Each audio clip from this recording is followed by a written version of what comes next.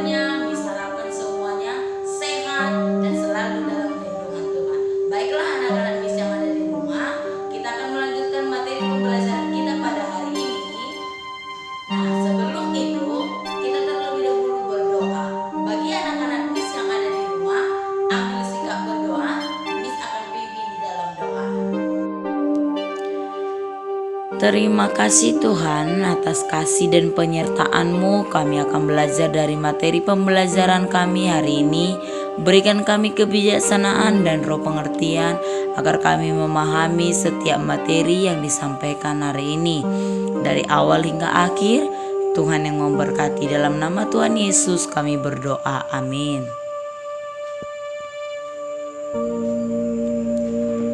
Yang menjadi kompetensi inti yang pertama, menghargai dan menghayati ajaran agama yang dianutnya. Yang kedua, menunjukkan perilaku jujur, disiplin, tanggung jawab, peduli, percaya diri dalam berinteraksi secara efektif dan lingkungan sosial dan alam dalam jangkauan pergaulan dan keberadaannya. Yang ketiga, memahami dan menerapkan pengetahuan berdasarkan rasa ingin tahunya tentang ilmu pengetahuan, teknologi, seni budaya, terkait fenomena dan kejadian tampak mata. Yang keempat, mengolah, menyaji, dan menalar dalam ranah konkret dan ranah abstrak sesuai dengan yang dipelajari di sekolah dan sumber lain yang sama dalam sudut pandang atau teori.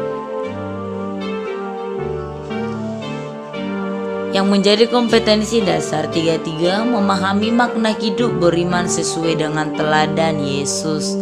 Yang 43, membuat karya yang berkaitan dengan sikap hidup sebagai orang beriman sesuai dengan teladan Yesus.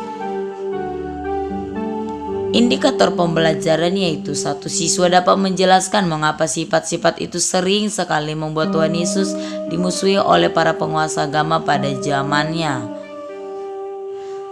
Yang kedua, siswa mulai mempraktikkan hidup meneladani kehidupan Tuhan Yesus.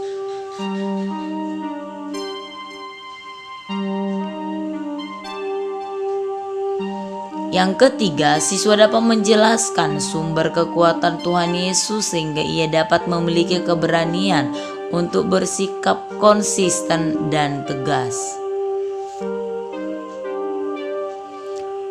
Tujuan pembelajaran yaitu 1. Siswa dapat menjelaskan mengapa sifat-sifat itu sering sekali membuat Tuhan Yesus dimusuhi oleh para penguasa agama pada zamannya. Yang kedua, siswa mulai mempraktekkan hidup yang meneladani kehidupan Tuhan Yesus dalam kehidupan sehari-hari.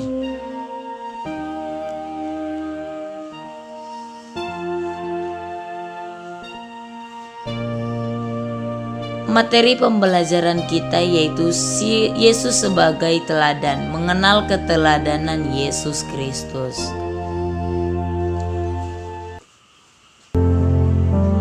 Siapa yang tidak mati dalam dunia ini? Kematian adalah hal yang pasti akan dilalui oleh semua makhluk hidup. Kematian menurut Kristen adalah hal yang patut disyukuri karena kita beroleh hidup yang kekal nantinya.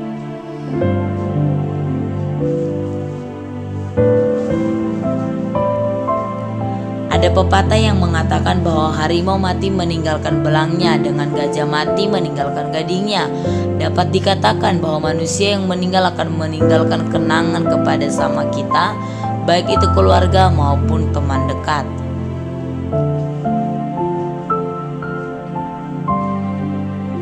Karena tujuan hidup orang Kristen adalah mempunyai hidup yang serupa akan gambar dan rupa Allah. Makna kelahiran Yesus yaitu memberikan kita teladan untuk mengikuti jejaknya.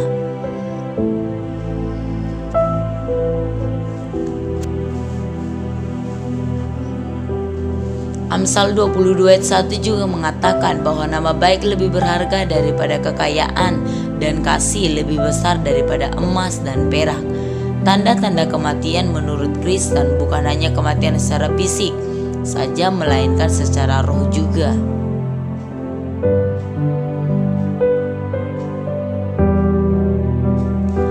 Manusia yang meninggal akan meninggalkan keteladanan untuk menjadi panutan dan contoh hidup bagi orang lain. Tokoh yang menjadi teladan bagi orang Kristen adalah Yesus Kristus, yang manusia yang tidak berdosa dan tidak bercacat celah yang pernah hidup di muka bumi ini. Tidak hanya semasa hidupnya saja ia memberikan teladan, tetapi saat mati di kayu salib pun ia memberikan contoh bagi manusia. Ia memberikan contoh agar kita mengikuti jalannya seperti yang ditulis dalam 1 Petrus 2 ayat 21. Kita dipanggil karena Kristus telah menderita dan telah meninggalkan teladan supaya kita mengikuti jejaknya. Di dalam keseharian terkadang kita mendapatkan penghinaan dan ketidakadilan karena mempertahankan iman kita. Ada beberapa keteladanan yang bisa kita contoh dari Yesus untuk dipraktekkan di kehidupan sehari-hari dengan pertolongan Roh Kudus tentunya, agar kita bisa menghadapinya.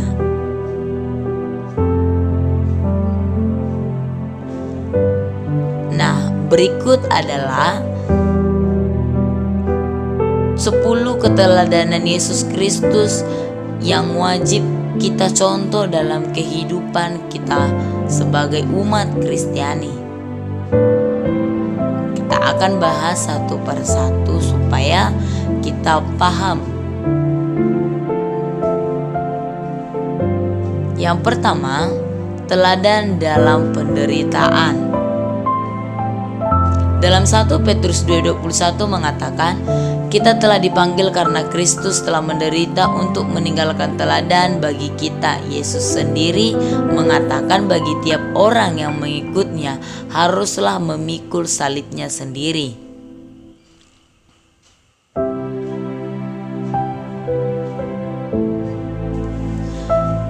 Yesus telah menderita lebih dulu daripada kita dan ia juga telah menunjukkan kasih-Nya. Jadi kita sebagai anaknya haruslah mencontohnya dengan tidak mudah sakit hati, karena Bapa kita lebih dulu menderita dan mengajarkan kasih.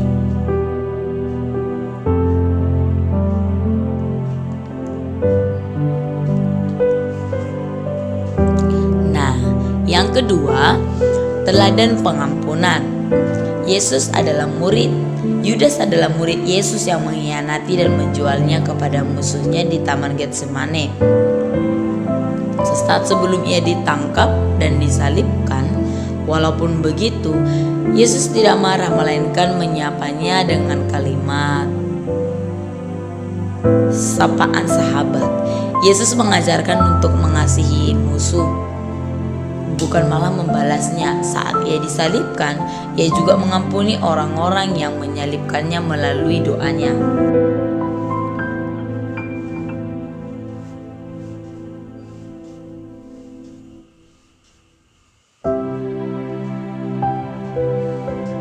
Nah, dan yang ketiga, teladan kerendahan hati. Rasul Paulus mengatakan dalam Filipi 2 ayat 6-8 bahwa Yesus adalah Allah yang tidak mengganggu dirinya kesetaraan dengan Allah sebagai miliknya yang harus dipertahankan, melainkan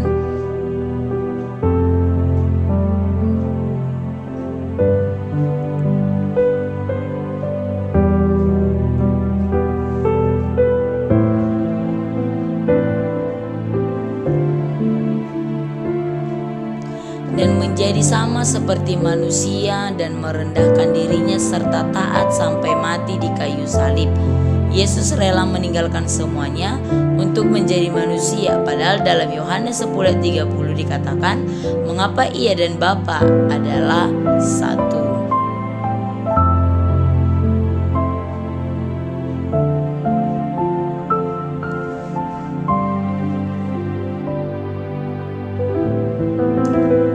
Sedangkan teladan yang keempat yang kita bisa lihat dari Yesus yaitu kemurahan hati. 2 Korintus 8 ayat 9 menuliskan bahwa karena kasih karunia Tuhanlah kita sebagai anaknya dijadikannya kaya. Dari Yesus lahir, dia lahir dalam kemiskinan, dibesarkan dalam kemiskinan, bahkan sampai mati pun kuburannya bukan miliknya. Ia memberikan semuanya kepada kita anaknya karena ia murah hati.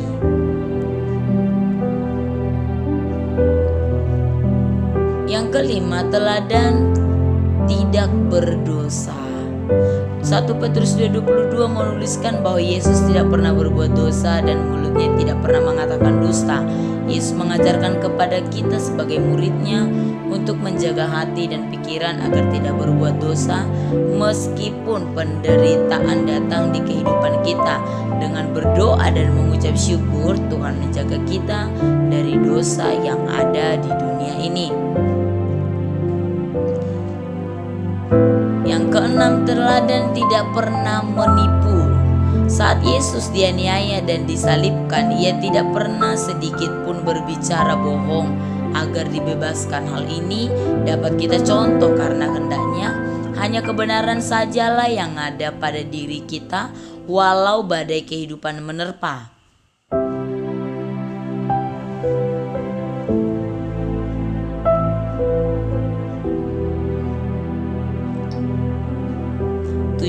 Teladan tidak mencaci maki. Roma 12 ayat 14 mengajarkan kita untuk memberkati orang yang menganiaya kita, bukan untuk mengutukinya. Yesus juga berkata dengan mulutnya sendiri untuk mengasihi dan mendoakan orang yang menganiaya kita.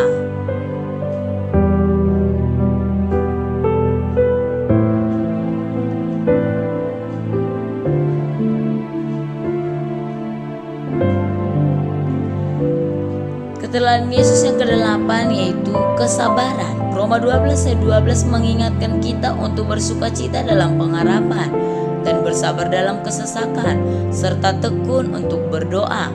Yesus mengajarkan kita untuk bersabar dan menunjukkan kasih karena ia menjanjikan kepada kita untuk beroleh kehidupan kekal. Kesembilan, kita bisa lihat keteladanan Yesus yaitu berserah kepada Allah. Ketika kita sebagai manusia sudah lelah akan penderitaan yang tiada habisnya, maka kita bisa mencontoh Yesus dengan menyerahkan segala perkara kepada Tuhan, karena ia pasti mempunyai caranya sendiri untuk menyelesaikannya di luar akal kita sebagai manusia yang terbatas.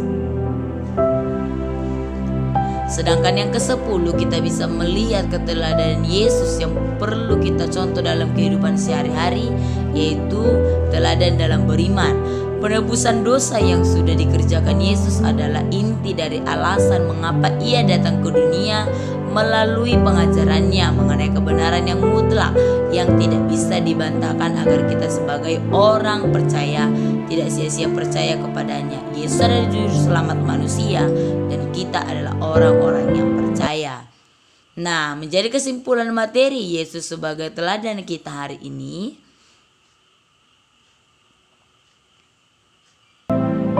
yaitu kita sama-sama berharap untuk berbuat kebaikan lebih banyak, menjaga sopan santun, lebih lagi rendah hati, lebih bersabar, dan banyak mengampuni dalam praktek kehidupan kita sehari-hari. Mari kita saling mengingatkan untuk memperbaiki diri untuk lebih baik lagi ke depannya.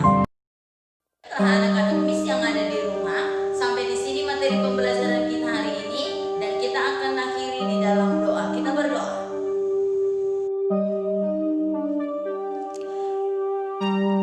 Allah Bapa kami di surga, Engkau telah menebus kami dan menjadikan kami anak-anak-Mu dalam Kristus.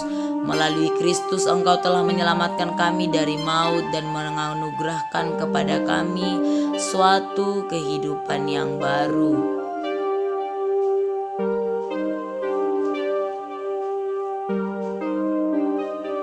Dengan menjadikan semakin serupa Yesus di bumi, kiranya kami boleh ikut serta dalam kemuliaan-Nya di surga.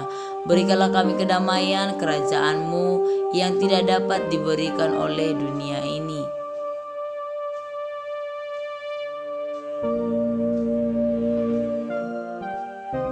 Peliharalah kami dalam hidup kami ini dengan kasih-Mu. Bukalah mata kami kepada keajaiban kasih-Mu agar kami dapat melayani Engkau dengan penuh kerelaan, sama seperti Kristus yang telah rela berkorban bagi misi-Mu di muka bumi. Amin.